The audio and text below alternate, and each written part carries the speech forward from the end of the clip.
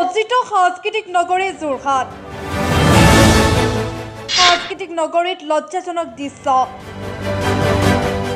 কোৰিঅগ্ৰাফাৰ সমিতিৰ সন্মুখত তীব্ৰ বাক বিতণ্ডা।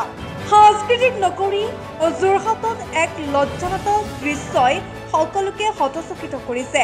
যোৰহাট কোৰিঅগ্ৰাফাৰ সমিতিৰ আগতেই তীব্ৰ বাদ বিতণ্ডাৰ সৃষ্টি হয়।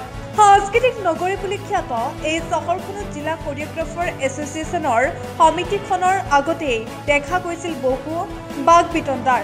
প্ৰতিযোগীৰ অভিভাৱক আৰু নৃত্যৰ গুৰুসকলৰ মাজত হোৱা বাক বিতণ্ডা অনুষ্ঠানটোত বিশৃংখল পৰিস্থিতি বিৰাজ কৰে। বিচাৰকৰ বিৰুদ্ধে পক্ষপাতিত্বৰ অভিযোগ তুলিছে অভিভাৱকসকলে। তেওঁলোকৰ মতে গোটেই প্ৰক্ৰিয়াটো অনিয়মপূৰ্ণ আৰু কিছুমান নিৰ্দিষ্ট ব্যক্তি বা গোটৰ সুবিধাৰ বাবে অনুষ্ঠিত কৰা হৈছে। এই ঘটনাত যোৰহাট সচেতন সমাজক গভীৰ চিন্তাত পেলাইছে।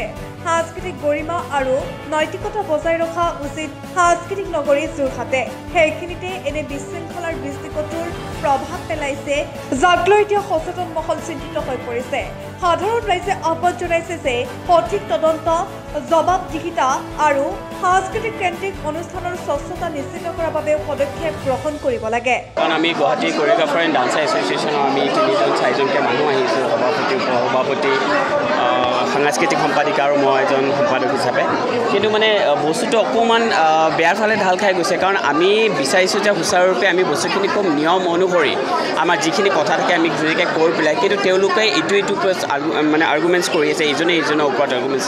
চ' এই বস্তুখিনি বেয়া হৈছে। আৰু মই অভিভাৱকসকলক এটাই অনুৰোধ কৰোঁ যে আমি এজন বিচাৰক হৈছোঁ, এজন নৃত্যগুৰু হৈছোঁ, আমি আমাৰ অভিজ্ঞতাৰ ফালৰ পৰাই হৈছোঁ। গতিকে মই শেষত এটাই কথা ক'ব বিচাৰোঁ যে শিল্পীক অপমান কৰিব নাপায়। আমাৰ মনতেই নাহে, আমাক কোনেও শিকোৱাও নাই আমি এইবোৰ ডিচিশ্যন দিব পৰাকৈ। আমি সুস্থিৰ সিদ্ধান্ত দিবলৈহে আগবাঢ়ি আহিম।